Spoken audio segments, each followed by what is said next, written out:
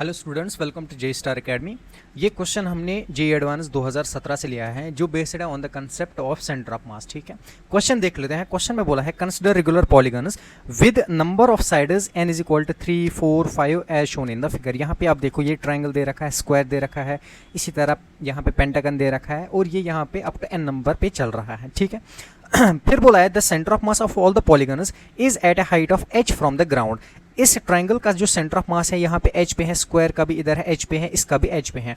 Now what is going on, they roll on a horizontal surface about the leading vertex without slipping and sliding as depicted. हमने यहाँ पे मान लो इस point को hinge किया है, इस पॉइंट को, ठीक है ना। इस हिंज पॉइंट के अबाउट हमने क्या किया, इसको यहाँ पे प्योर रोल करवाया। अगर प्योर रोल करवाया है तो आप चेक करो यहाँ पे कि क्वेश्चन में बोला था कि the maximum increase in height of the locus of the centre of mass for each polygon is delta, then delta depends on n and h as. आप देखो, ये जो सेंटर ऑफ मास पहले यहाँ पे था, अब ये यहाँ पे चला गया। जब ये रोल करना स्टार्ट हो गया, इस पॉइंट पे चला गया, इस पॉइंट पे चला गया, तो चेंज इन द हाइट अगर आप देखोगे, पहले ये यहाँ पे था, अब ये यहाँ पे है, तो ये होगा आपका यहाँ पे डेल्टा। ये डेल्टा पूछा था क्वेश्चन में। अब हम क्या करेंगे, इसको एक बार ड्रॉ कर लेते हैं। आप देखो यहाँ पे क्वेश्चन में जो हमारे पास गिवन था ना, हाइट सेंटर ऑफ मास की, ये सेंटर ऑफ मास है, इसकी हाइट दे रखी थी h। अगर मैं इसको यहाँ पे, ये जो है ना, इसको अगर मैं r मानूं, ठीक है ना। अब देखो, ये यहाँ पे इस पॉइंट के अबाउट हिंज्ड है ना, प्योर रोल जब करेगा तो ये सर्कुलर मोशन में चल रहा है, ये वाला पॉइंट। तो क्या ये ऐसे जाएगा? बिल्कुल ऐसे ही जाएगा। तो अगर मैं ये मैक्सिमम हाइट जो है ना यहाँ पे, अगर मैं इसको मानूं, ये भी तो r ही होगा ऑब्वियसली। तो ये वाला जो पॉइंट है कितना हॉरिजॉन्टल से ऊपर है, और ये पहले कितना था, h। तो जो यहाँ पे इंक्रीज हुआ है, ये जो ये डेल्टा है ना आपका, क्या इस डेल्टा को मैं लिख सकता हूँ r माइनस h? बिल्कुल लिख सकते हैं, यही तो चेंज है। अब आप क्या करो चेक, यहाँ पे मुझे क्या निकालना है, r को निकालना है in terms of n and h। ठीक है, अब आप चेक करो यहाँ पे एक बार कि जो मेरे पास यहाँ पे गिवन था एक ट्राइंगल, ठीक है। इस ट्राइंगल के सेंटर ऑफ मास के अबाउट ये एंड दिस टोटल एंगल कितना है यहाँ पे, 2 पाई, और ये एक कितना होगा, ये होगा 2 पाई डिवाइडेड बाय होगा 3, यही तो आ जाएगा, ठीक है ना।